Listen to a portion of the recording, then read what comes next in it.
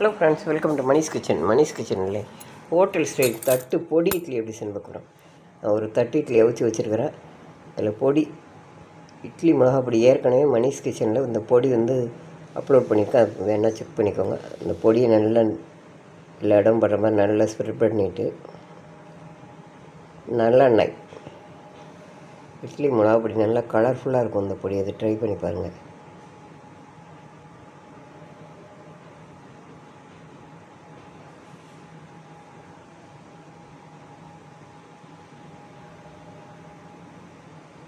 பொடியை நல்லா இட்லி ஃபுல்லாக எல்லா பக்கமும் நல்லா தடவி ஸ்ப்ரெட் பண்ணி விட்டுட்டு நல்லெண்ணெய் ஊற்றி நல்லா கையால் எல்லா பக்கமும் தடவி விட்டு சூப்பரான ஹோட்டல் ஸ்டைலில் தட்டு இட்லி ரெடி ஆகிடுச்சு. பொடி இட்லி நீங்களே ட்ரை பண்ணி பாருங்கள்.